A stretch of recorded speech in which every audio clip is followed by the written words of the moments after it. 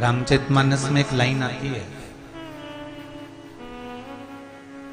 माता पार्वती जी ने, माता उमा ने, माता सती ने शिव जी से पूछा था, आप नेत्र बंद करके किसका भजन कर रहे हो? शंकर भगवान बोले थे, मैं राम का भजन कर रहा। सीता जी ने एक दिन राम जी से पूछ लिया, तुम किसका भजन कर रहे हो? राम जी बोले, मैं शिव जी का भजन कर रहा हूं। तब तुलसीदास जी कहते हैं, मृत्यु लोक में रहने वाला, संसार में जन्म लेने वाला मनुष्य जब शिव का भजन करता है तो मेरा शंकर उस मनुष्य का भजन करता है। ये कहीं दूर नहीं है। आप राम को भज रहे हो, राम आपको भज रहे हो। आप कृष्ण को भज रहे हो, कृष्ण आपको भज रहे हो। आप शिव को भज रहे हो, शिव आपको भज रहे हो। उसको पाना बड़ा सरल है।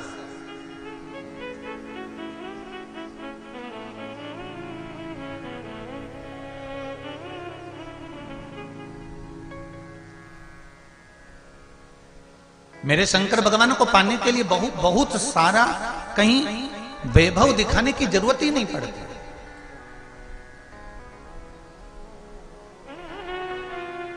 और एक बात और समझ लीजिए,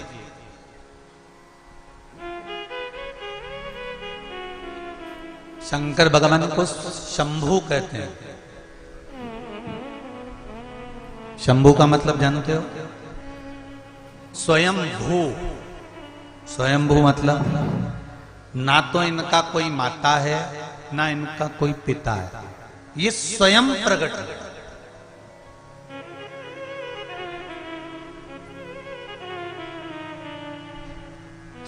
शंभू शब्द का मतलब है स्वयंभू। इनको किसी ने प्रकट नहीं करा, इनको किसी ने जन्म नहीं दिया। मेरे राम जी महाराज अगर प्रकटे हैं, जन्म हुआ है, तो चौपाइयों में वर्णन आता है, कौशल्या हितकारी, भय प्रगट कृपाला दीन दयाला, कौशल्या हितकारी। मेरे कन्हैया जी का जन्म हुआ तो उनके लिए भी वर्णन आया, माता यशोदा की हितकारी। पर शिव जी के लिए कहीं नहीं। शंकर भगवान तो स्वयं भू शंभु हैं, स्वयं प्रकट है। उनको प्रकट करने की सामर्थ्यता किसी में नहीं। और एक बात और समझ लीजिए, आपके हृदय में, आपके भीतर, आपके मन में शंकर भगवान अगर आकर बैठ गए हैं और आप शिव की भक्ति में रम गए हो, तो इसमें सियोर वाले महाराज का कोई हाथ नहीं, कोई काम नहीं। शंकर खुद आना चाहते थे आपके हृदय में, इसलिए वो आ गए। इसमें सियोर वाले महाराज का कोई काम नहीं है।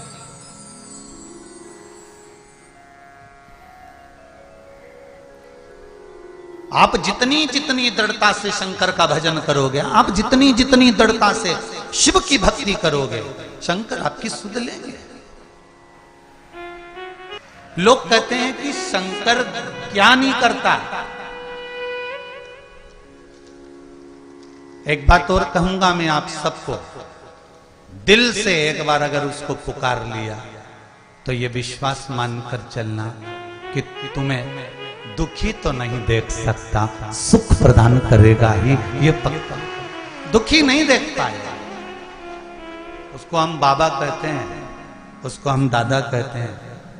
हमारे घर का अगर कोई बड़ा है, हमारे घर का अगर कोई बुजुर्ग है, 33 कोटि देवता सारे के सारे अमृत पी गए, विष का कटोरा हलाहल भरा रहा, किसको दिया? 33 कोटि देवता पी जाते विष। ना भगवान विष्णु ने, ना भगवान ब्रह्मा ने, ना भगवान इंद्र ने, ना वायुदेव ने, ना जलदेव ने, ना वरुण देव ने, ना गरुण देव ने, 33 कोटि देवताओं में किसी ने अमृत पिया पर विष नहीं पिया, किसी ने नहीं पिया। और आखिरी में वो विष का कटोरा शंकर जी के पास भेज दिया गया। विष का कटोरा शिव के पास। वैकुंठ, ब्रह्मलोक, देवलोक, सारे लोक छोड़कर विष का कटोरा मृत्यु लोक में आया था। पृथ्वी पर, कैलाश पर। कैलाश आकाश में नहीं टंगा है, कैलाश कहीं वैकुंठ में या कैलाश कहीं ब्रह्मलोक या वैकुंठ लोक में नहीं है, कैलाश मृत्यु लोक में है। विष का कटोरा मृत्यु लोक में आया था तो शंकर भगवान ने माता पार्वती से कह दिया था, सुनो पार्वती, जब देवता विष का कटोरा मेरे पास भेज सकते हैं तो संसार में जन्म लेने वाले मनुष्य के पास भी कब विष आ जाए इसका कोई ठिकाना नहीं है। विष आएगा, कभी निंदा का विष, कभी बुराई का विष, कभी गालियों का विष, कभी अपशब्द का विष, कभी तानों का विष, कभी आड़ी टेढ़ी बात का विष, कभी परिवार में रह रहे हो तो किसी ने कुछ कह दिया, ये विष नहीं तो और क्या है, जहर नहीं तो और क्या है। किसी ने आड़ा टेढ़ा कह दिया, ये जहर नहीं तो और क्या है। किसी ने कुछ बोल दिया, ये जहर नहीं तो और क्या है। ये जहर, ये विष का प्याला कभी भी, जब देवलोक से मृत्यु लोक में विष आया तो शंकर भगवान ने कह दिया, जब विष मेरे लिए आ सकता है तो संसार वालों के लिए भी विष आ सकता है। बस इतना याद रखना, घबराना मत उस विष से, उस विष से घबराने की जरूरत नहीं है। शंकर जी कहते हैं, मैं उस विष को पी गया था और नीलकंठधारी बन गया था। दुनिया कुछ भी कहे तू उसको पी जा और पीने के बाद फिर फल मैं दूंगा और जगत में तुझे प्रसिद्ध मैं करा दूंगा। तो विष पी तो सही, हम विष पीना नहीं जानते, हम विष उगलना जानते। महाराज,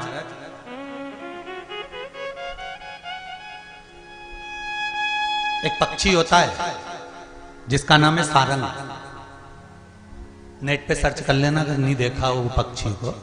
वैसे तो ग्रामीण क्षेत्र से आप सब लोग हैं तो पक्षी को पहचान। एक सारंग नाम का पक्षी होता है, छोटा सा पक्षी होता है, सारंग पक्षी। इस पक्षी की एक विशेषता होती है कि ये सारंग पक्षी का जो जोड़ा होता है, इसका जोड़ा वाला अगर मर जाता है तो उसको मरा हुआ देखकर सारंग पक्षी भी मर जाता है। इस पक्षी का एक नियम है।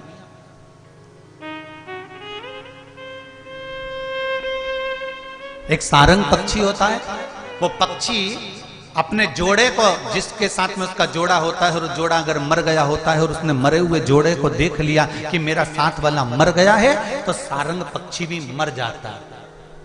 ये पक्षी है जो अपने वाले के लिए प्राण त्याग देता है और एक संसार में रहने वाला मनुष्य दिन रात भगवान से विनती करता रहता है कि डोकरी कम मिले और चाबी कम मिले, वो कम मरे और चाबी कम मिले, ये कम निपटे और हमारा काम हो, ये कम मरे और हमारा काम हो, ये कब जाए और हमारा काम हो।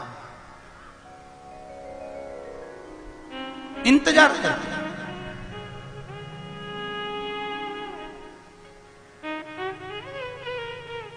आज मनुष्य में सबसे बड़ी एक कमी है, मानव के अंतर्गत एक कमी सबसे बड़ी है, उसका बुरा हो रहा है, होन दो, हमको क्या करना, ये सबसे बड़ी कमी है। राष्ट्र खड्डे में जा रहा है, जाने दो हमको, बोलो तो क्या क्या। पड़ोसी के यहां पर दुख हुआ, होन दो, हमें क्या करना। और वही दुख, वही कष्ट अपने यहां होता है, फिर दूसरा कहे तो कैसा लगता है। शिव महापुराण की कथा एक बात आप सबसे कहना चाहेगी कि किसी के दुख में आप खड़े हो जाओ, किसी के कष्ट में आप साथ देना चालू कर दो, फिर आपको किसी की जरूरत नहीं पड़ेगी, शिव अपने आप आपको साथ देना चालू कर दो। राष्ट्र पर तकलीफ आए, हमारे सनातनियों पर तकलीफ आए, हमारे राष्ट्र के अंतर्गत तकलीफ आए, हमारे पड़ोस में रहने वाले पर तकलीफ आए, हमारे परिवार में रहने वाले के पास तकलीफ आए, हमारे कुल में रहने वाले को तकलीफ आए, तो पहला फर्ज हमारा बनता है कि हम सामने जाकर खड़े हो जाए।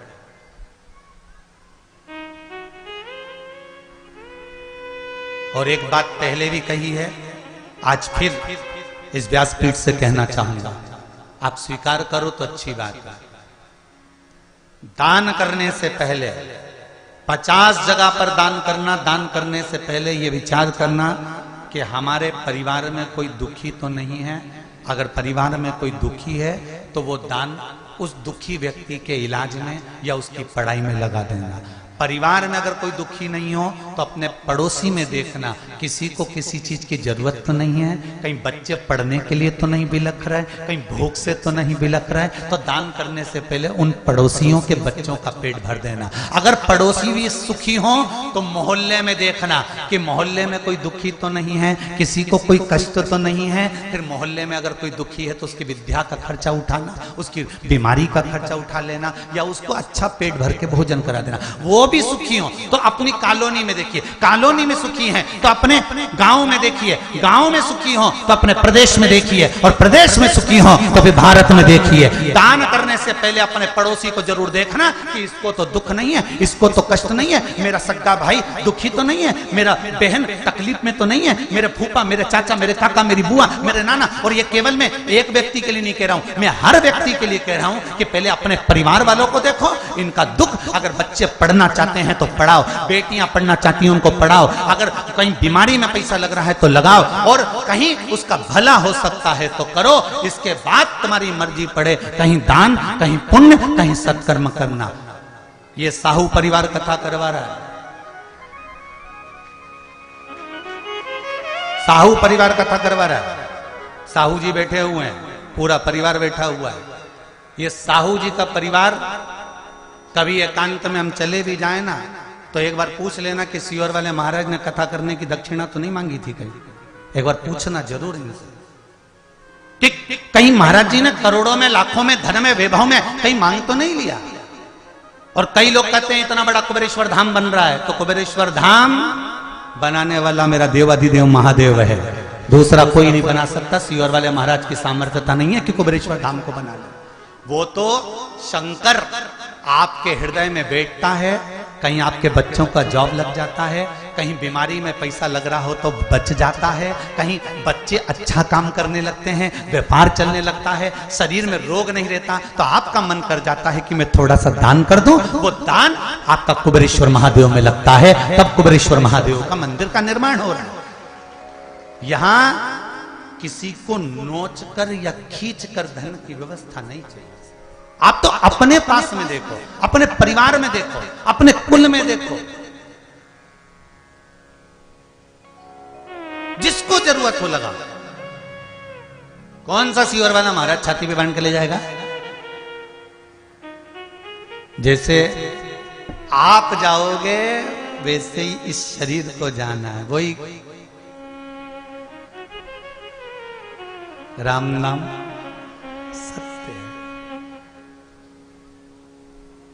जैसे 4 लोग मरे हुए व्यक्ति को उठाते हैं ना, बोलो सही बोलो, उठाते हैं ना, जैसे मरे हुए व्यक्ति को 4 लोग उठाते हैं ना, ऐसे हमारे मोहल्ले में, परिवार में अगर कोई दुखी है ना, उसको जीते जी उठाने का प्रयास कर दो, मरने के बाद भले मत उठाना। अपने परिवार में, अपने कुल में, अपने मोहल्ले में, अपने गांव में, अपने शहर में, अपने नगर में कोई मरने के बाद भले 4 लोग कंधा मत देना, पर जीते जी अगर किसी को भूखा है, बिलख रहा है, उसके बच्चों की फीस नहीं भरा रही, उसको दवाई का खर्चा नहीं निकल पा रहा, तो जीते जी 4 लोग मरने के बाद भी तो उठाओगे, तो 4 लोग जीते जी उसका खर्चा उठाना प्रारंभ करो, उसको आगे बढ़ाना प्रारंभ करो, उसको अग्रण्य लेकर जाओ। मेरा राष्ट्र फिर वही, मेरी भारत की भूमि सोने की चिड़िया बन जाएगी, हर जगह पर वही संपदा हो। आज सबसे बड़ी बात बताना चाह रहा हूं, दूसरे धर्म में विदेशों से धन आता है और वो तुमको लोभ देते हैं। दूसरे धर्म में विदेशों से धन आता है, वो आपको लोभ देते हैं, इतने दुखी हो हमारे धर्म में आ जाओ, हम तुम्हारे बच्चे की नौकरी लगवा लेंगे, तुम आना तो चालू करो, हमारे यहाँ आओ तो सही, फिर हमारे हॉस्पिटल में आओ, फिर हमारे यहाँ एजुकेशन में आओ, फिर हमारे यहाँ हमारे हो जाओ, फिर हिंदू धर्म में कभी मत जाओ। क्यों? कारण क्या है? कमजोर आप हो, कमजोर आप पड़ रहे हो। क्यों? क्योंकि तुम्हें वहां अच्छा दिख रहा है। अगर 4 लोग मोहल्ले के, परिवार के किसी गरीब को साथ देना चालू कर देंगे तो यह पक्का है कि मेरा सनातनी टूटेगा नहीं और दूसरी जगह नहीं जाएगा, दूसरे धर्म में प्रवेश नहीं करेगा। आप उसको जोड़ने का प्रयास तो करो।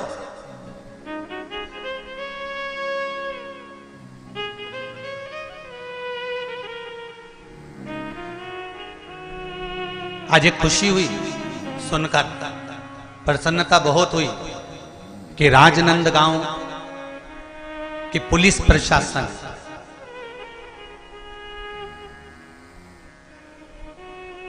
राजनांदगांव की पुलिस प्रशासन, इस बात की प्रसन्नता है मुझे, यहां के प्रशासन को धन्यवाद दूंगा मैं और पुलिस प्रशासन को धन्यवाद दूंगा कि राजनांदगांव की पुलिस प्रशासन एक मुहिम छेड़ कर रखी है, एक कार्य छेड़ कर रखी है नशा मुक्ति के लिए। नवयुवक टीम को जगाती रहती है कि नशा क्यों करते हो, नवयुवक बच्चों को बताती रहती है कि नशा क्यों करते हो, किस लिए करते हो। इस नशे के बल पर तुम्हारा परिवार टूट रहा है, इस नशे के बल पर तुम्हारा जीवन नष्ट हो रहा है, इस नशे के बल पर घर के जवान की जवान बच्चे बर्बाद हो रहे हैं।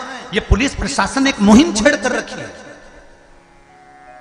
एक बार जोरदार ताली बजाएं राजनांदगांव पुलिस के लिए। बहुत बहुत धन्यवाद, बहुत बहुत साधुवाद। अच्छा लगा, आप अच्छा करिए, मुझे व्यासपीठ से कहने में आनंद की अनुभूति होगी। आप अच्छा करिए, मुझे व्यासपीठ से बोलने में सुख प्राप्त होगा, क्योंकि राष्ट्र शुद्ध है, देश शुद्ध है, इससे बढ़कर कोई सुख नहीं हो सकता। मेरे शंकर ने विष काय को पिया था जी? क्यों पिया? कि अगर मैं नहीं पीऊंगा ये बाकी के पी जाएंगे तो निपट जाएंगे। तुम्हारे चक्कर में पी गया। सास घर में ठंडी रोटी क्यों खाती है? उसको क्या गर्म रोटी अच्छी नहीं लगती? उसको भी अच्छी लगती है, मुंह में दांत नहीं बिचारी के फिर भी ठंडी खाती है। क्यों खाती है? क्योंकि उसको मालूम है कि कल की बची हुई रोटी ना बहू खाएगी ना छोरा खाएगा, आखिरी में वो गाय को दे देंगे, फेंक देंगे। कैसे जोड़ जोड़ के मैंने इस मकान को बनाया है। सास ठंडी रोटी को दाल में भिंगो भिंगो कर खा जाती है, बहू कहती मम्मी गरम ले लो, सास कहती मुझे ठंडी अच्छी लगती है। क्यों? सास को गरम अच्छी नहीं लगती, गरम अच्छी लगती है, पर मालूम है कि ठंडी रोटी फेंक दी जाएगी और फेंकेंगे तो दिल मेरा दुखेगा, इसलिए सास ठंडी ही खा जाती है। मेरा देव अधिदेव महादेव विष क्यों पिया? जिससे आप बर्बाद ना हो जाओ, आप कष्ट में ना हो जाओ, आपको दुख ना आ जाए, इसलिए मेरे शंकर ने विष पिया है, मेरे शिव ने जहर पी लिया।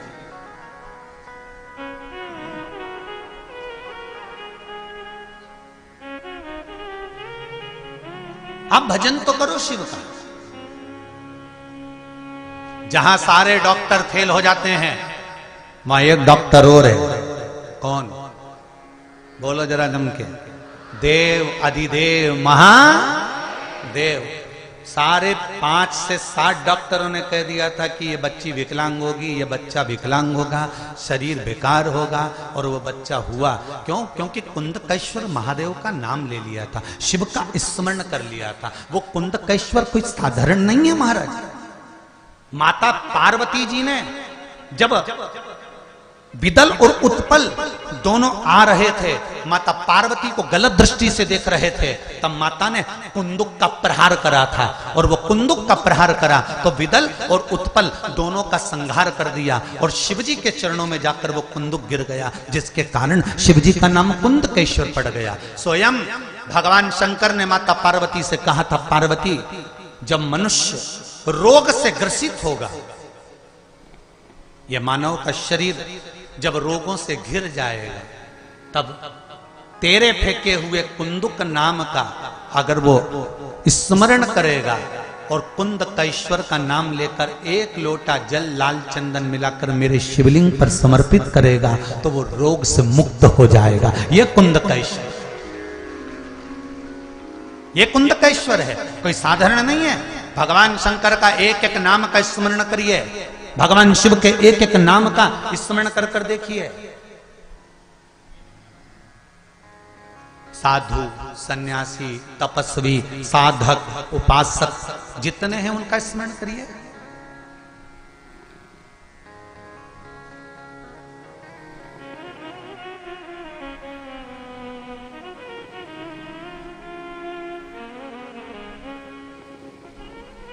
रायपुर कौन कौन गया? अरे हाथ तो उठाओ। गए हो? ठीक है। रायपुर के पास में चंपारण है। कौन कौन गया है? गए हो? मत त्रिवेणी संगम भी है पास में राजी। छत्तीसगढ़ का प्रयाग कहते हैं ना।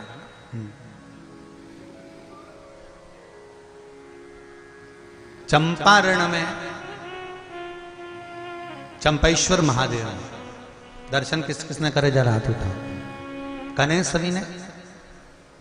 श्री महाप्रभु जी श्रीमद् वल्लभाचार्य जी की बैठक जी पर जब हम जाते हैं तो चंपेश्वर महादेव पढ़ते हैं। कभी आपने विचार करा कि श्रीमद् वल्लभाचार्य जी तो ठाकुर जी के उपासक हैं, भगवान श्री जी बाबा के उपासक हैं, गिरि गोवर्धन नाथ जी के उपासक हैं, फिर चंपेश्वर महादेव यहां कैसे आ गए? और चंपेश्वर महादेव कहां विराजमान हैं?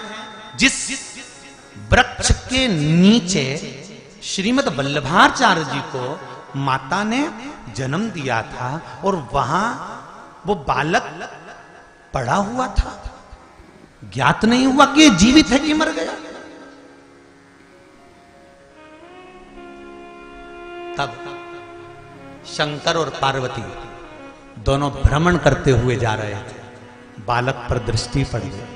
पार्वती जी ने कहा, बाबा कोई बालक पड़ा हुआ है, इसमें प्राण नहीं दिख रहा है। शिव जी कहते हैं, अरे पार्वती तूने बालक को मुझे दिखा दिया, अगर वो मर भी गया होगा ना तो मेरी दृष्टि से जिंदा हो जाएगा। अगर वो मर भी गया होगा, प्राण छूट भी गए होंगे, तो वो बालक मेरी दृष्टि से जीवित हो जाएगा। और शंकर भगवान जब तक श्रीमद् वल्लभाचार्य जी महाराज के माता पिता नहीं आते, जगत गुरु श्रीमद् वल्लभाचार्य जी के माता पिता नहीं आए, तब तक मेरे शंकर और पार्वती ने श्रीमद् वल्लभाचार्य जी को अपनी गोदी में रखकर संजोया है। मेरे महादेव साधारण नहीं, उस भूमि पर चंपेश्वर महादेव के नाम से प्रसिद्ध हो गए। वो भूमि साधारण नहीं हो सकती।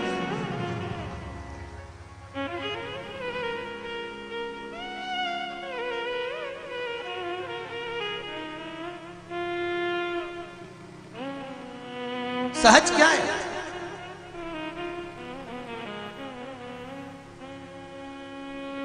सरलता क्या है?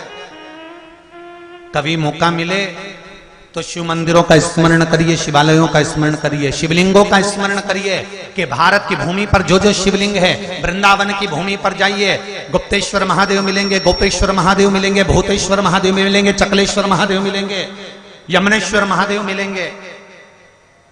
ब्रज की धरा पर, ब्रज की भूमि पर जाकर जरा दर्शन तो करो। शंकर के एक एक स्वरूप का दर्शन करना और उनका स्मरण करना कि शंकर का स्वरूप क्या है।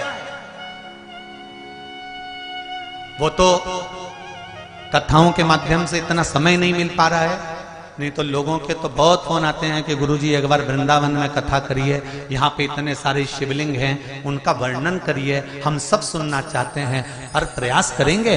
मेरा अगर बाबा चाहेगा तो वृंदावन की धरा पर भी एक विशाल शिव महापुराण की कथा होगी, जिसमें भूतेश्वर, गुप्तेश्वर, गोपेश्वर, चकलेश्वर, यमनेश्वर, एक एक शिवलिंग का वर्णन किया जाए कि इनका मूल तत्व क्या है। क्यों मेरे ठाकुर जी इस पावन धरा पर आए, किस लिए आए, क्यों शिव जी के साथ में नृत्य करा, क्यों विष का कटोरा वहां पहुंचाया, क्यों अमृत का कलश वहां पहुंचाया, कारण क्या था।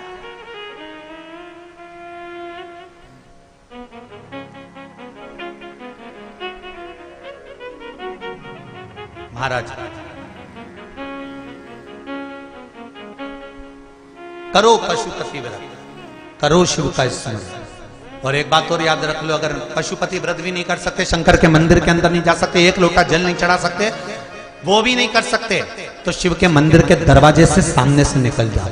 वो भी नहीं कर सकते तो शंकर के मंदिर का शिखर का दर्शन कर लो, सर्व पाप नाशना। शिखर का दर्शन कर कर भी आपको फल मिल जाएगा, शिखर का दर्शन करने के बाद भी आपको सुख मिल जाएगा, उसके बाद भी आनंद मिल जाएगा।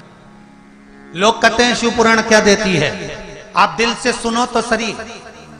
जब जब विपदा आएगी, कोई रोग आ गया, कोई बीमारी आ गई, कोई कष्ट आ गया, कोई तकलीफ आ गई, आपने आस्था चैनल पर कथा सुनी है, मोबाइल पर कथा सुनी है, उस कथा का अगर एक अंश भी आपको याद रह गया तो किसी के दुख में तुरंत खड़े होकर आप श्री शिवाय नमस्तुभ्यम जप तो सकते हो, खड़े होकर बता तो सकते हो कि ये उपाय कर ले तुरंत आराम लग जाएगा। तू कर तो सही, शंकर पे विश्वास रख तो सही, शंकर का नाम ले तो सही।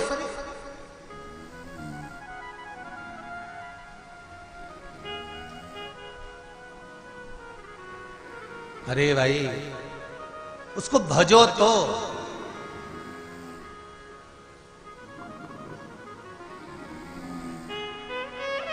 अभी तो लोगों को यही नहीं मालूम था कि सूर्य नारायण भगवान को जल चढ़ाते हैं तो वो जल का जो पानी निकलता है, सूर्य की किरण पड़ती है तो शरीर के रोग ठीक कर देती है।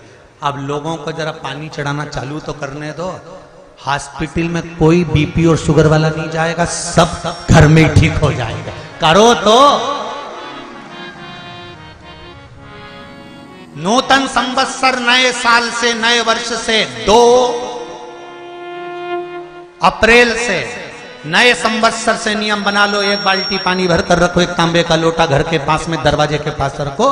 घर के व्यक्ति से कह दो जब जाओ, जब जाकर जल चढ़ाकर शिव जी को जाना। सुबह उठो, सबसे पहले नहाओ, नहाने के बाद दूसरा काम बाद में, पहले 1 लोटा पानी शंकर जी को चढ़ाओ। और एक बात और ध्यान से सुन लेना, जिसको कैंसर जैसी बीमारी हो, लीवर किडनी की बीमारी हो, डायलिसिस चल रहा हो या बीपी ज्यादा ऊंचा नीचा हो रहा हो, तो रविवार के दिन जब सूर्य नारायण भगवान को अर्घ दो, रविवार के दिन जब सूर्य नारायण भगवान को अर्घ दो, और रविवार के दिन जब सूर्य नारायण भगवान को अर्घ दोगे तो उसी तांबे के लोटे को धोना मत, रख देना।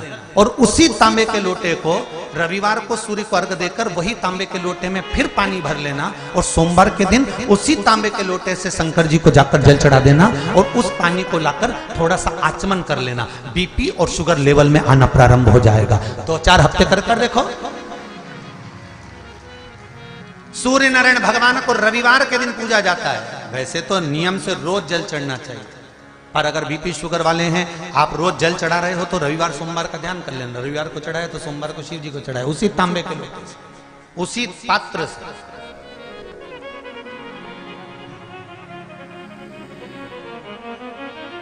कहती है आपका हृदय चित्त मन जीवड़ा, जो मन है, चित्त है, वृत्ति है, वो अगर शिव में लगी है तो जीवन की सार्थकता है, जीवन का सुख है। श्री शिवाय नमस्तुभ्यम, श्री शिवाय नमस्तुभ्यम। यदि आपका मन, आपका चित्त, आपकी वृत्ति लगी है तो फिर भटकना नहीं है। शंभु शरणे पड़ी, सब गाइए। मांगू घड़ी रे घड़ी, दुख काटो, दया करी ने दर्शन। हे बाबा, जीवन में बहुत दुख है, बहुत कष्ट है, बहुत रोग है, बहुत बीमारी है। बाबा, हृदय भी बड़ा दुखी रहता है मेरे शंभू। घर में सबको देखते हैं तो तकलीफ नजर आती है। बाबा, ऐसी कृपा करो मेरे दयालु शिव, ऐसी कृपा करो कि जैसे आज साहू परिवार हाले कोसा में कथा करा रहा है, ऐसी एक कथा में भी करवा दूं, ऐसी कृपा बना दो। शिव से कहो, लाखों के दुखड़े जो तू हर गया डमरू वाले, मेरे दुखड़ों को देख कर क्यों डर गया डमरू। बाबा, सब आप कर सकते हो।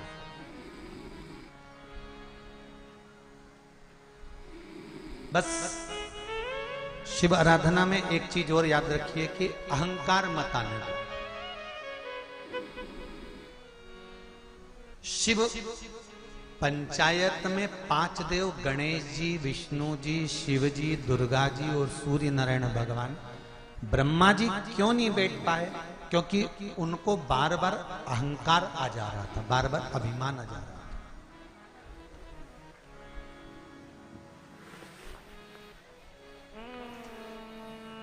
सब कुछ आए पर हम नहीं आना चाहिए।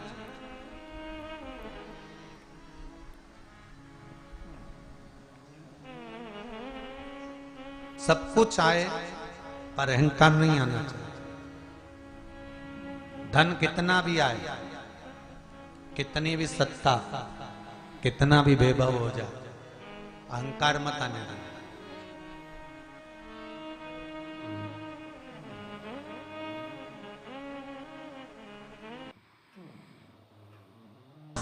शिव कृपा। जब दुनिया ताने दे, अब शब्द कहने दो, कहे तो अब शिव का भजन तो करो, शिव का स्मरण तो करो। ब्रह्मा जी को केवल एक अहंकार था, इसलिए 5 पंचायत के सदस्यों में ब्रह्मा जी नहीं बैठते।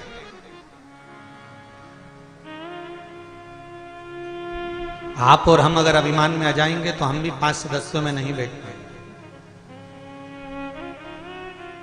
आप और हम अगर अभिमान में आ जाएंगे तो 5 सदस्य कौन है? अपने घर के ही लोग। अहंकार के चलते हमारे घर के लोगों के साथ भी हम नहीं बैठ पाएंगे।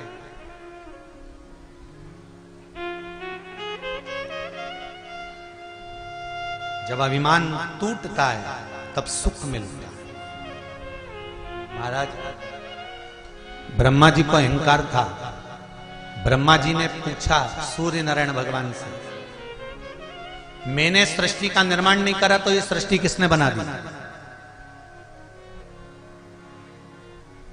जब मैंने सृष्टि नहीं बनाई तो ये सृष्टि किसने बनाई? एक बार ब्रह्मा जी को अहंकार आ गया और ब्रह्मा जी ने कह दिया कि मैं सृष्टि का निर्माण ही नहीं करूंगा। और ब्रह्मा जी बैठ गए मौन होकर, चुप होकर, स्तुप्त होकर।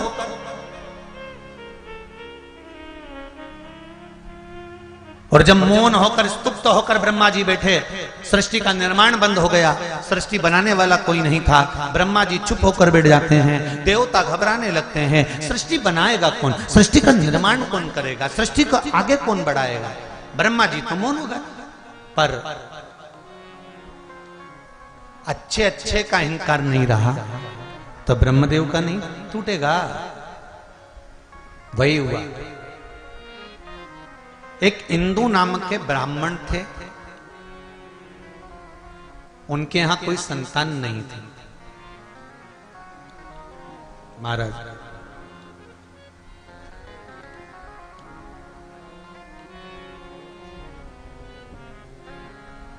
ये पूर्व रचित सृष्टि का वर्णन है। इंदु नाम के ब्राह्मण के घर में औलाद नहीं, संतान नहीं।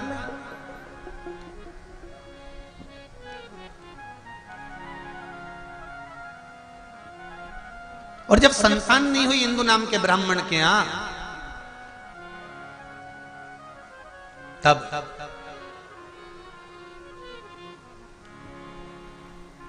इंदु नाम के ब्राह्मण ने शंकर जी की आराधना करना प्रारंभ कर।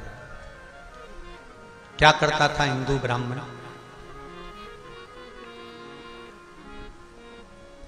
बेल के वृक्ष के नीचे जाता, शिवलिंग का निर्माण करता, पूजन करता। बेल पत्री के वृक्ष के नीचे शंकर का शिवलिंग बनाकर पूजन करने से क्या फल मिलता है?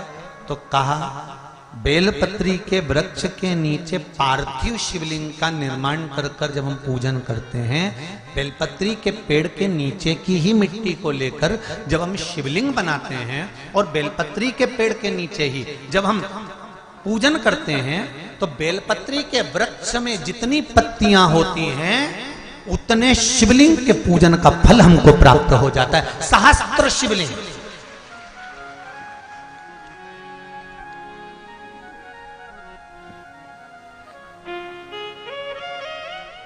सहस्त्र शिवलिंग का फल हम आपसे भी कहेंगे। कभी कभी अगर मौका मिले ना, पार्थिव शिवलिंग का निर्माण करते रहना चाहिए। एक बार सीहोर कुबेरेश्वर धाम में कथा बाची थी, शिवलिंग, पार्थिवेश्वर शिवलिंग, शिव महापुराण की कथा। अगर नहीं सुनी हो तो जब फ्री टाइम रहा करे तो उसको सुन लिया करो।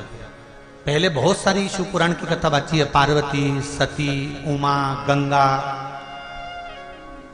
अभी शिव पंचायत चल रही है। इसके बाद में जो रायसेन में होगी, भोपाल से 40 किलोमीटर की दूरी पर, वहां जो कथा होगी वो त्रिपुंड शिव महापुराण की कथा होगी। वो कथा पूरी होने के बाद में फिर शायद वो 9 तारीख को समापन होगी और 13 तारीख को शिव महापुराण की कथा हरिद्वार में प्रारंभ हो जाएगी। तो हरिद्वार में जो कथा रखी है उसका नाम रखा है शिव पौड़ी। हरि की पौड़ी शिव महापुराण की कथा, हर की पौड़ी, हर का द्वार शिव महापुराण की कथा, जो हरिद्वार में 13 तारीख से प्रारंभ होगी। 13 अप्रैल से है सर, है 13 से 19 अप्रैल तक हरिद्वार की भूमि। तो कथाओं का क्रम अलग अलग है। आप कथा वही है पर उसके रस तत्व को हमको ग्रहण करना है। कई लोग कहते हैं गुरुजी शिव महापुराण की कथा तो आजकल आप छूते हो, बस वो छू लिया ना, चल तो वही रही है ना, है तो शंकरी, सुन तो रखे हो ना। शिवलिंग का उत्पत्ति, पार्वती जी का ब्याह, सती मैया का भस्म होना, कथा वही है पर उसमें जो मूल तत्व है उसको हम श्रवण करें जिससे हमारे जीवन की सार्थकता।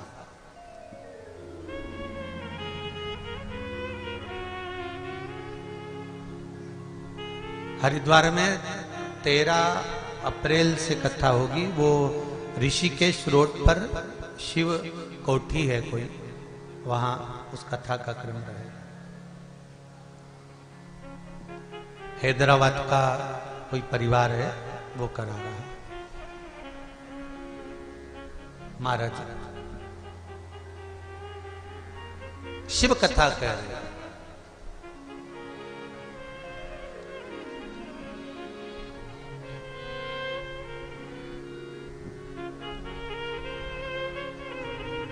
ब्रह्मा जी को अहंकार आया,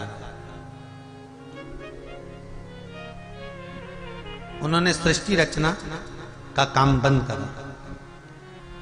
इंदु नामक ब्राह्मण ने शंकर की आराधना करी, बेलपत्री के वृक्ष के नीचे पार्थिव शिवलिंग का निर्माण करा।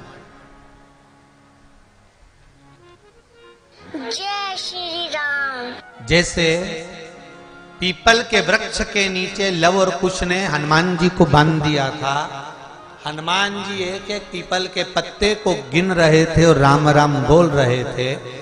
पत्ते को गिनते जाएं और राम राम बोलते जाएं। उसी तरह जब हम बेलपत्री के वृक्ष के नीचे पार्थिव शिवलिंग का निर्माण करते हैं और उसका पूजन करते हैं तो उस वृक्ष में जितने पत्ते होते हैं उतने शिवलिंग का फल हमारे भाग्य में लिखा जाता है। उसको कहते हैं सहस्त्र शिवलिंग का लाभ।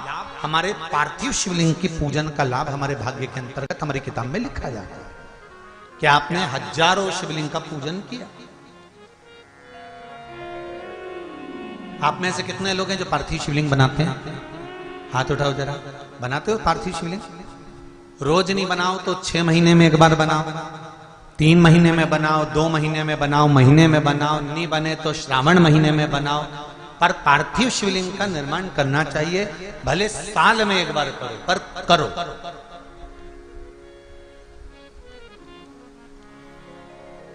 जरूरी है पार्थिव शिवलिंग। महाराज इंदु नामक ब्राह्मण ने भगवान शिव की स्तुति करना प्रारंभ कर दिया।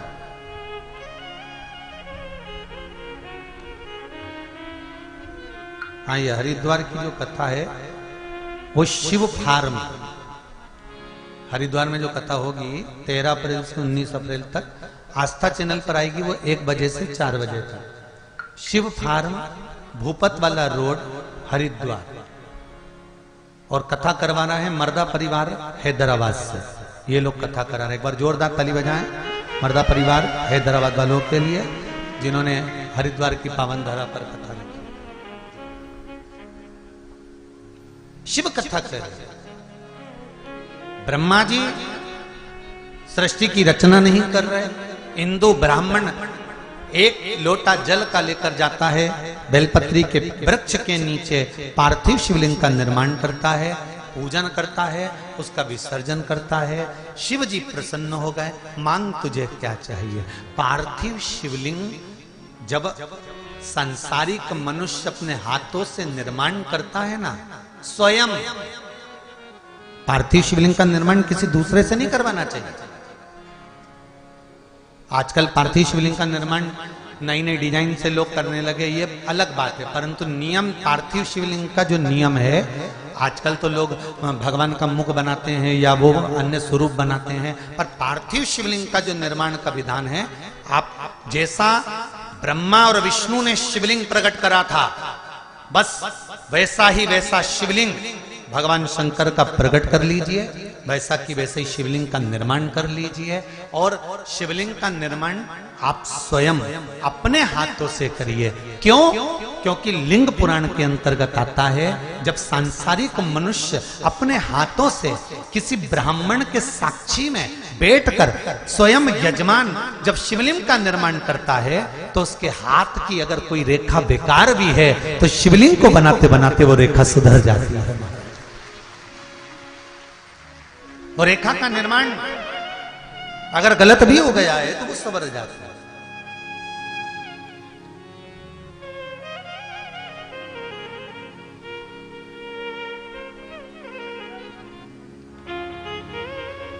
वो एक पहले भजन गाते थे ना, बालू मिट्टी के बनाए भोलेनाथ, चढ़ाऊं लोटा जल। बालू मिट्टी के बनाए भोलेनाथ, चढ़ाऊं लोटा जल।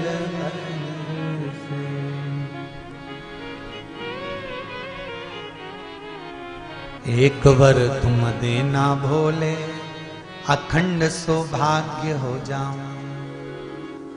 एक वर तुम देना भोले, अखंड सौभाग्य हो जाऊं। हे शिव, ऐसी कृपा करना, मेरा अखंड सौभाग्य।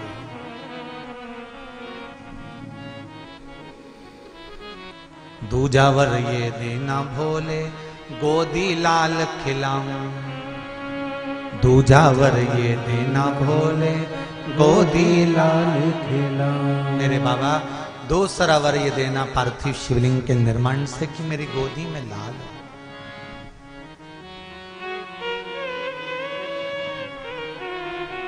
तीजा वर ये देना भोले, अखंड भंडार भरा हो। मेरा घर भंडार भरा हुआ हो, सुख समृद्धि वैभव प्रतिष्ठा यश कीर्ति सब समाहित।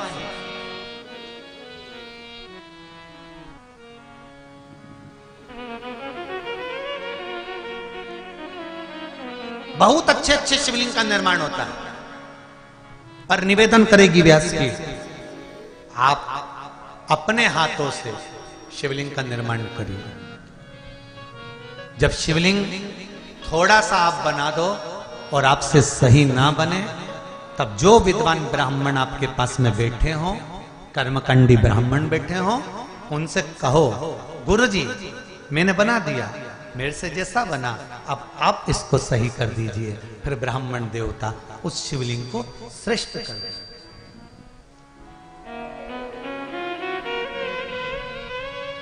हमें बहुत सारी पूजन करना नहीं आती, थोड़ी करो।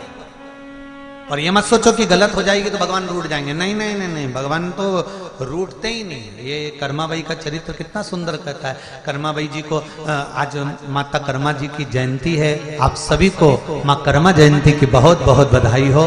माँ कर्मा के जन्म दिवस की बधाई है। संपूर्ण साहू समाज को बहुत बहुत बधाई। और साहू समाज को ही नहीं, संपूर्ण विश्व को मां कर्मा जैसे भक्त की प्रागट्य की बधाई है, जिन्होंने भगवान जगन्नाथ को आवाज लगाती थी और भगवान जगन्नाथ भोजन करने आ जाते थे। आप जरा विचार करो, आपके कहने पे तो आपका छोरा भोजन करने नहीं है, और वहां कर्मा भाई आवाज लगावे, अरे थाली भर के लईर खींचड़ो, अरे ऊपर घी की बाट की, अरे जीम म्हारा श्याम धनी जिमावे।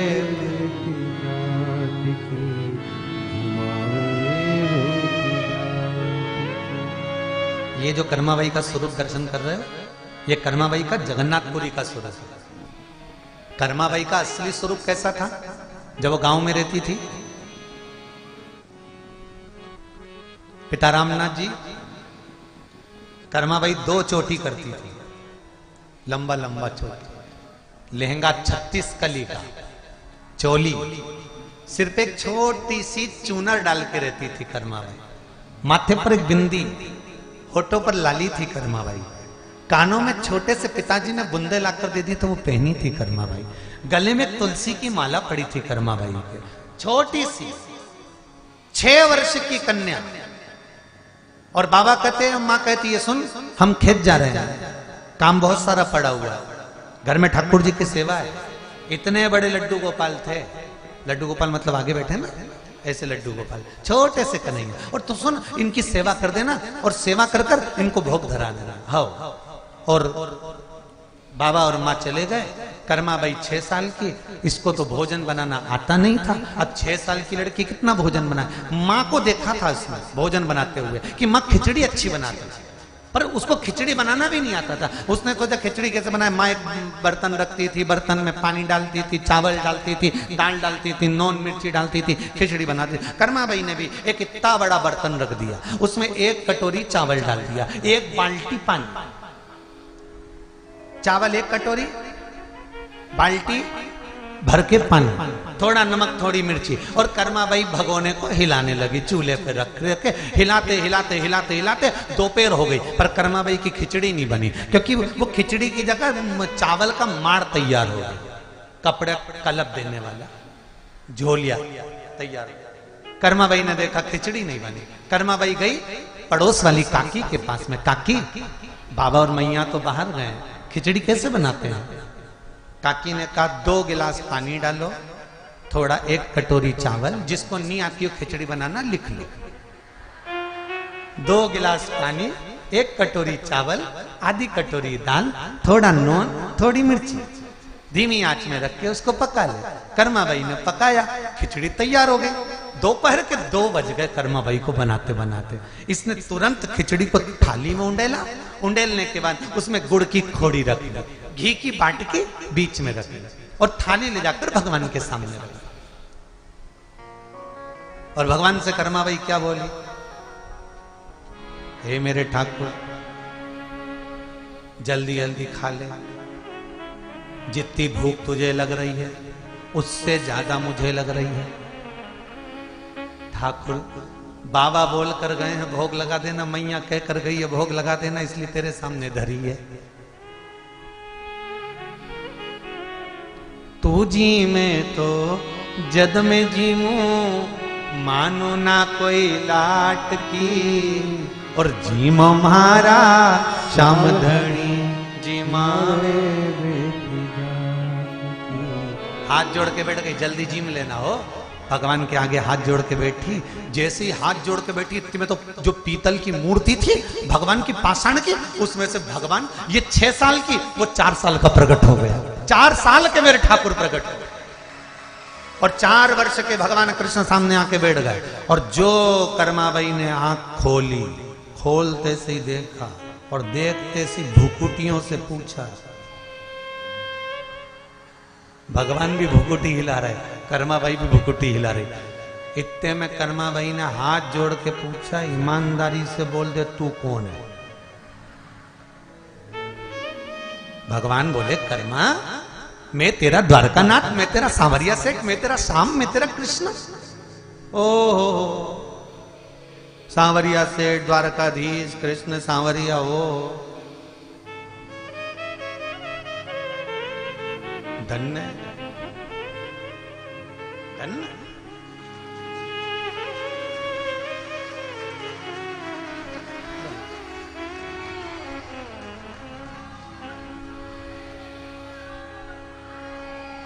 बाद में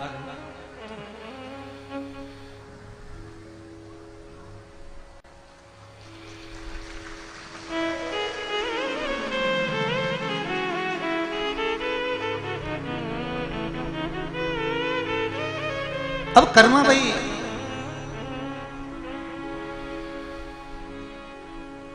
हमारे भी हमारे कर्मा भगवान को देख रहे हैं। भगवान और कर्मा जब भगवान को देखी तो कर्मा भाई ने पूछा कि अरे कहां से आया है। भगवान बड़े प्रेम से बोले, तूने मुझे प्रेम से बुलाया इसलिए मैं प्रेम से आया। तूने प्रेम से बुलाया ना इसलिए प्रेम से आया। कर्मा भाई ने कहा कौन से गांव का रहने वाला है।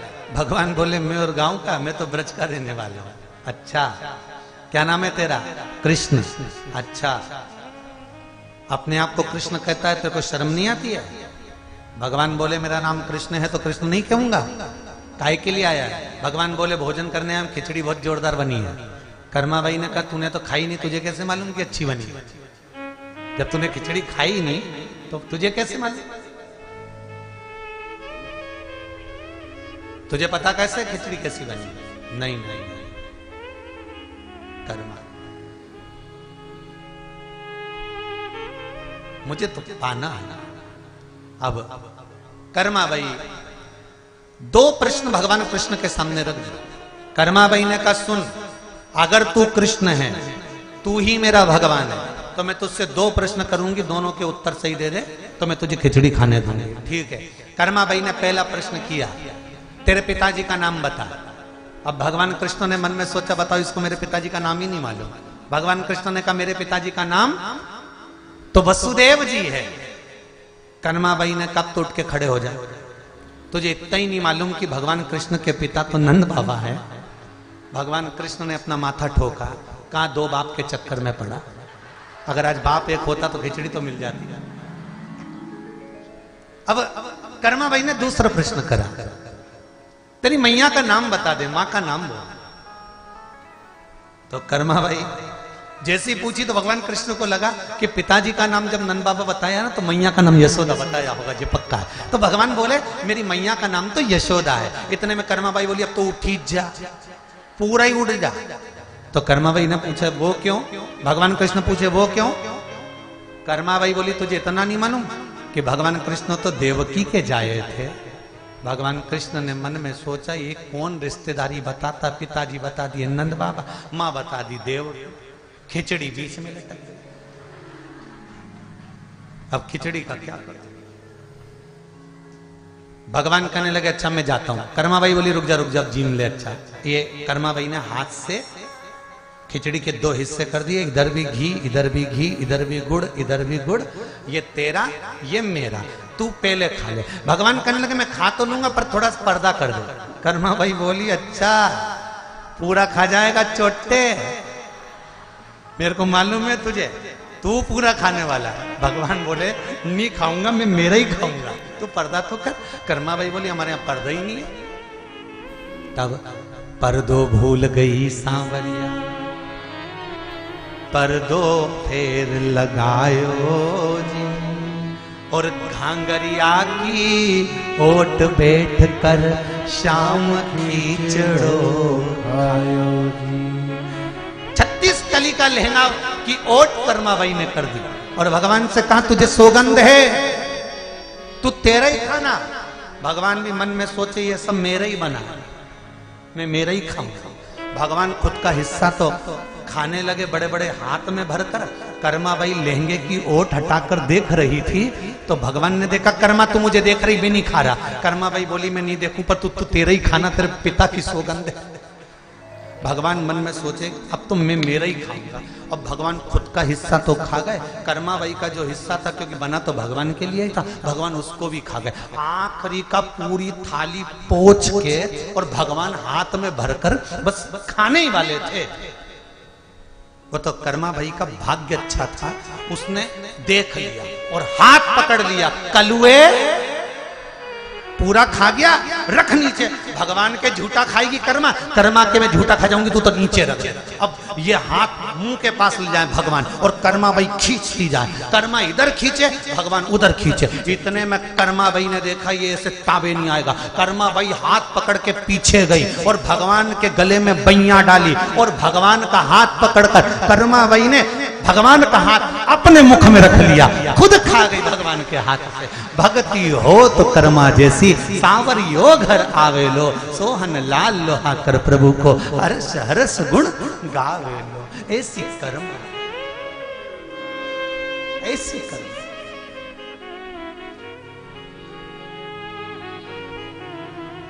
अरे थाली भर कर लई खींचड़ो, ऊपर घी की बाट की, जीमो मारा श्याम धनी, जिमावे बेटी जात की, जिमावे बेटी।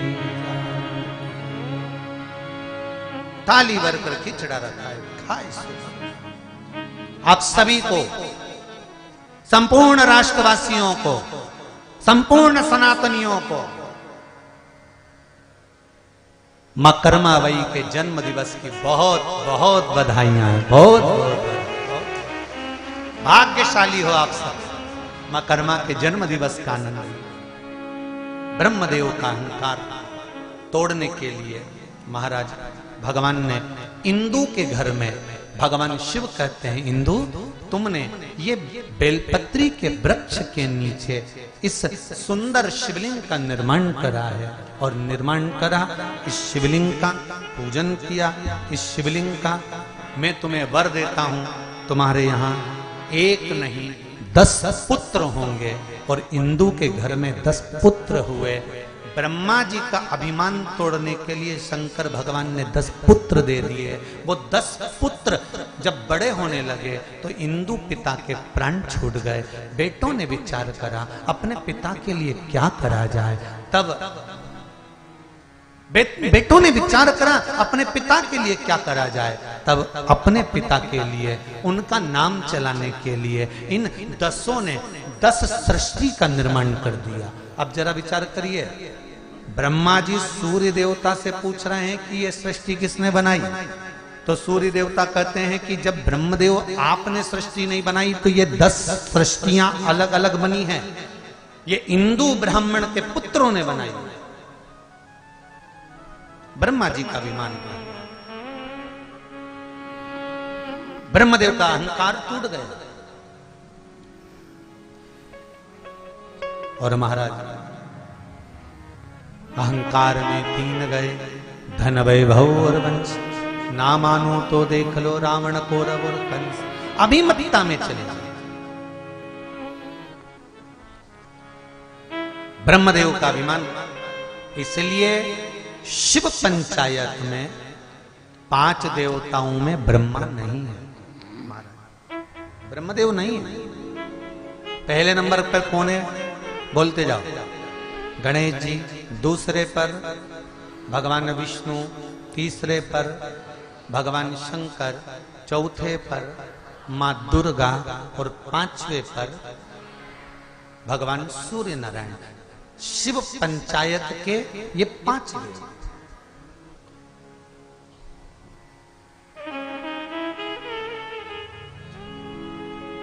शिव पंचायत के ये 5 और इन 5 देवों के अनुसार ब्रह्मा जी केवल अभिमतता के कारण नहीं रुका, ब्रह्मदेव केवल अहंकार के कारण नहीं रुका।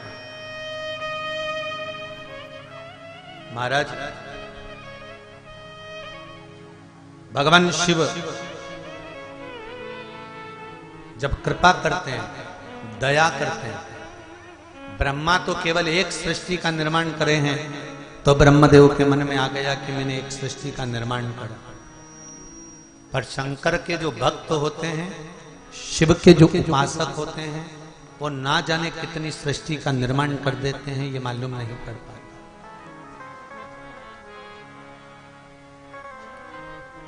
एक बात अपने जीवन में उतार कर रखिए। परसों की कथा में कहा था कि आप अपना कर्म करे जाओ। आपने क्या कर्म करा है, कैसा कार्य किया है, आपके कर्म को दुनिया स्वयं याद करेगी। आप अपना कर्म करो। आप अच्छा करते हुए आगे बढ़ेंगे, आपको दुनिया खुद याद करेगी। श्रेष्ठ कर्म की ओर आगे बढ़ेंगे, आपको खुद याद किया जाए। कल एक प्रसंग चल रहा था राजा सहस्त्रबाहु का।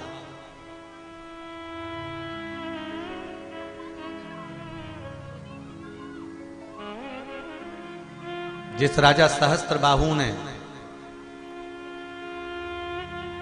नर्मदा जी को रोक दिया था, एक हाथ उठाया था और जल निकला उधर से और रावण का शिवलिंग बह गया। रावण की पूजा अधूरी रह गई थी, इसलिए रावण को सहस्त्रबाहु के बंधन में पड़ना पड़ा। एक प्रसंग खड़ा होता है कि सहस्त्रबाहु ने गलती करी, जल रोका, जल छोड़ा, शिवलिंग बह गया, ये तो सहस्त्रबाहु की गलती है।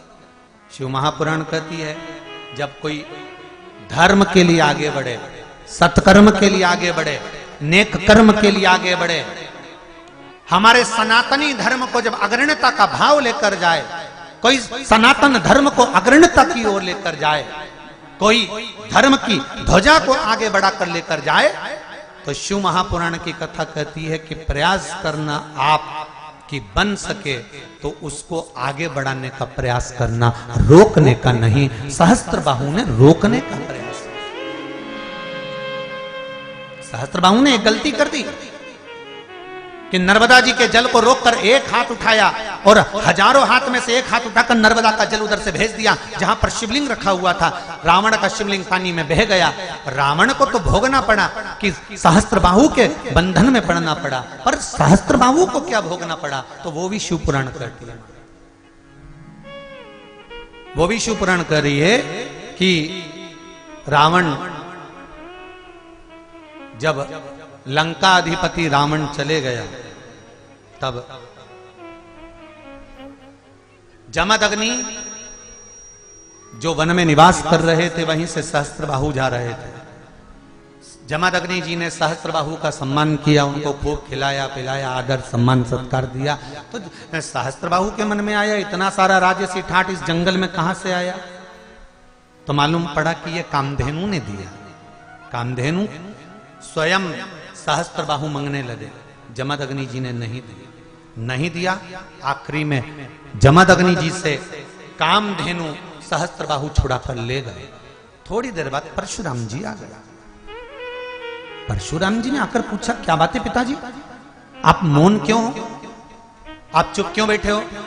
परशुराम जी ने जैसे ही पूछा तो जमदग्नि जी ने कहा कि मेरी कामधेनु गाय को सहस्त्रबाहु ले गए। बीच रास्ते में सहस्त्रबाहु जी को रोका परशुराम भगवान ने। युद्ध प्रारंभ हुआ। सहस्त्रबाहु की जब भुजाएं कटना प्रारंभ हुई, एक एक भुजा जब सहस्त्रबाहु की कटने लगी, तो दत्तात्रेय भगवान को सहस्त्रबाहु ने याद किया। दत्तात्रेय भगवान आकर खड़े हुए, बोलो सहस्त्रबाहु क्या बात है?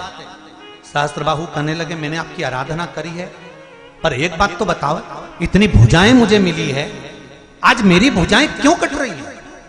भगवान दत्तात्रेय ने कहा, सहस्त्रबाहु तुमने एक गलती कर दी थी।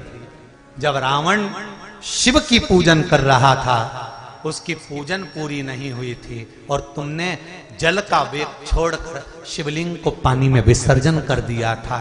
जैसे पानी में शिवलिंग गया और गोल गोल घूमकर सब कुछ ठंडा हो गया, तुम्हारी भी जितनी भुजाएं हैं ये सब कटकर गिरेगी और तुम्हारे प्राण छूटेंगे।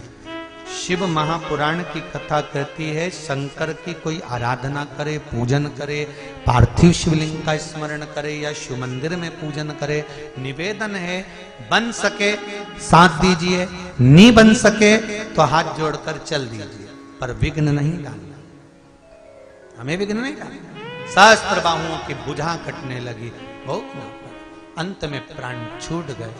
ऐसी पावन शिव महापुराण की कथा बड़े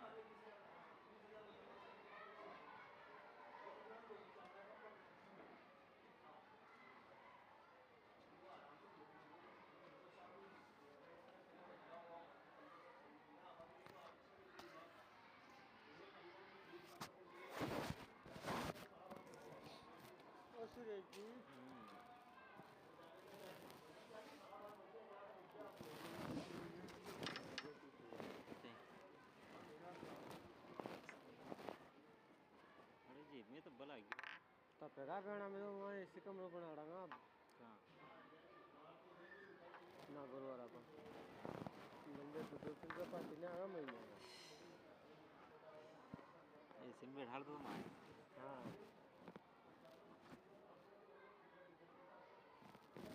ये चलो कतरो घूमने आ रही थी टिकट कर ले क्या दे जा कहीं चाबी में आंटे के कसो चलो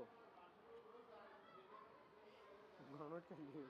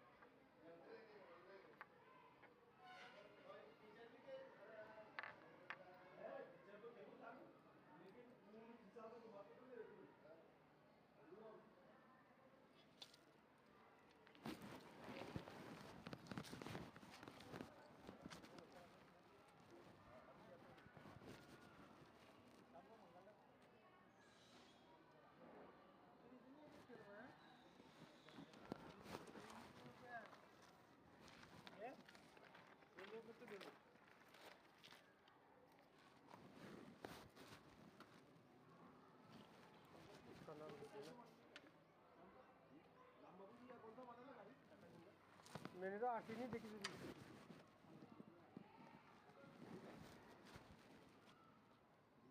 क्लास के दिन कौन से गाँव से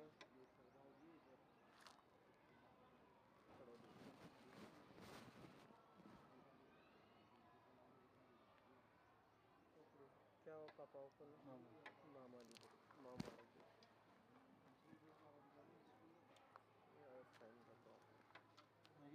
आपका नाम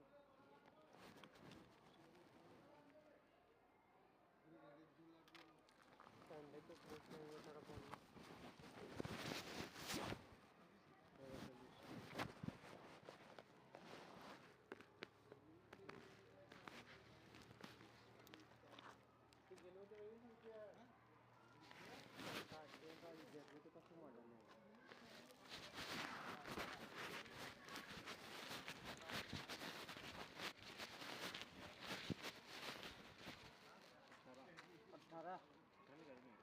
क्या गुन्नी से होगा नहीं ऊपर ट्राई लगा दी ऊपर गुन्नी से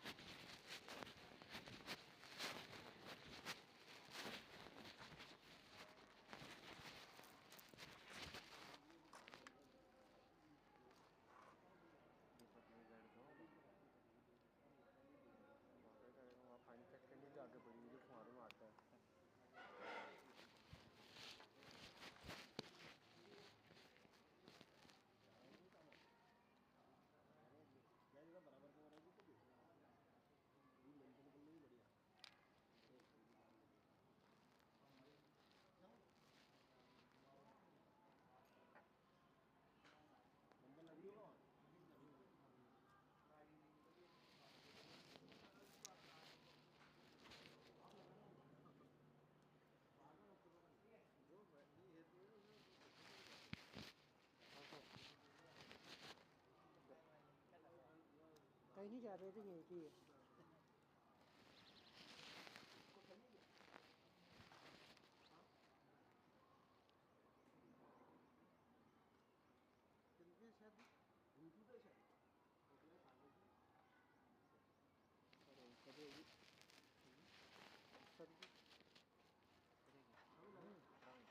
नहीं तो बड़ा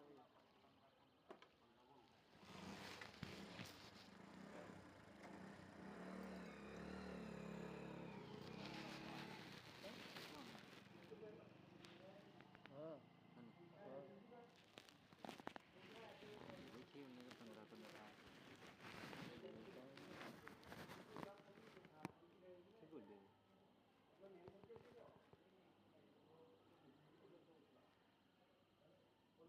गाड़ी में पानी तो नहीं भूल फौरन भूलिया करे चपक जाए लैंड को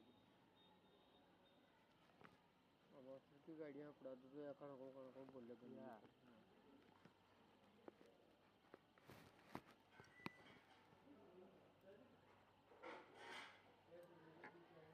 अरे देख लिया तो देख लो गाड़ी नहीं बैठी मिल रही में कैसी विंगर की पाती की सीटा यूँ टूट रही यार अब क्या तुझे पड़ जाए लैंडर को मुंडो कर रहा फिर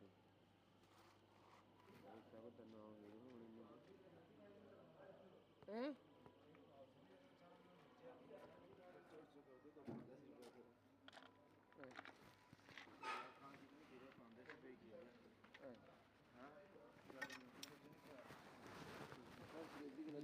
सही बात है आदमी 15 तो कल्ला बाकी ज़्यादा क्या था कर सकते दग बाको जो खेल सका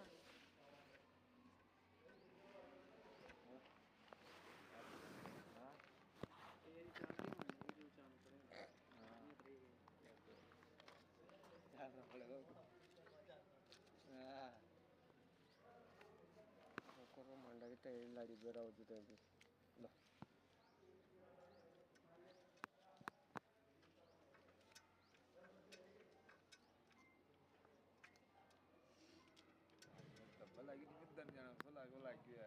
आज क्या क्या के मोदन नींद का तरवरा उठ रहा और कहीं नहीं बारी नहीं कर रही नहीं हो जाओगे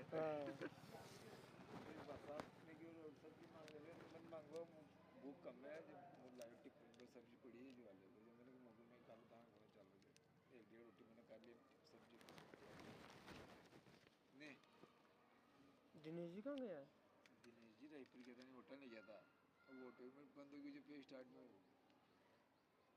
ऑटो तो लेना गया था नहीं वो लाया ऑटो तो ये क्या क्या फिर जाने की मार रही थी काम में जितने ले चलो ऑटो ले चलो मारे फोन लगाया उन्होंने ना फोन मार पर रिचार्ज भी नहीं फ्रेश फोन तो लगा रहे हो सके लेबा बुला दिया तो कहीं दो किसने बुलाया किसने बुलाया अपना तो मोटरसाइकिल की गिरा होगा दंगी मोटरसाइकिल लेने जाओ वो बात चला है तो नहीं है मार पर ये 12-16 मिनट के लिए तो चले પછી આ લઈને આવી अच्छा धीरे फोन ना बोलियो कि जीजी कल मैंने मर्यादा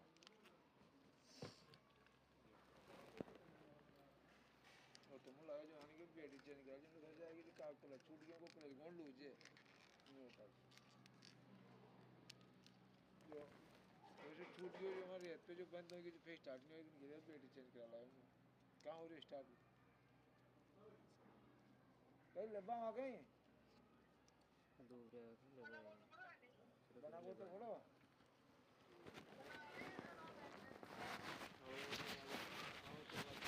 कौन दबाया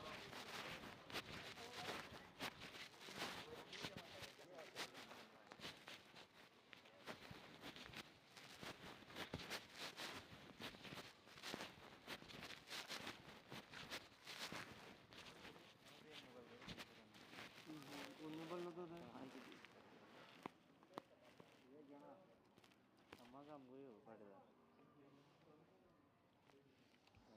चमागा मोर में पड़ता है मने की जान नहीं रोना का बच्चा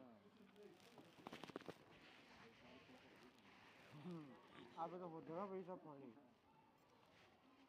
टोटल गाया हुआ है नहीं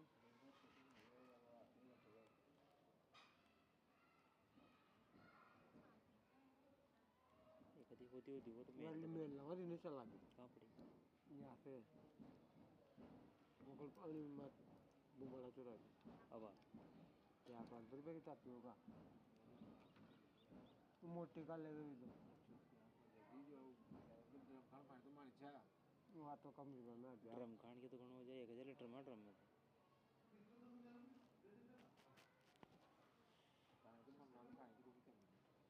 तर वाटविक बड्डी नहीं आ रही है टेबल इलेक्ट्रिक बड्डी है आज वो 1200 रुपये की आ रही है टेबलेट की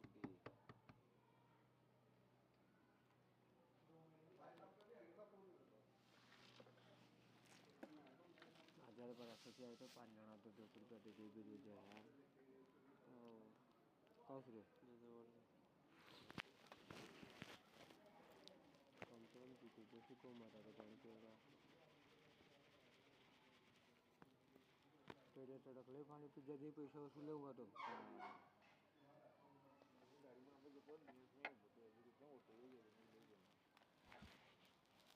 संजय जी के भी एक टायर का तो बार्गेन दे क्या एक टायर का तो बार्गेन दे ले तो खत्म है वहाँ की मारी स्ट्रीम मारा कि नहीं छोड़ दी बबलिंग कर लगी स्ट्रीम खड़ा पड़ गया दब गया था बीच में मैंने कि मारी स्ट्रिंग दम दम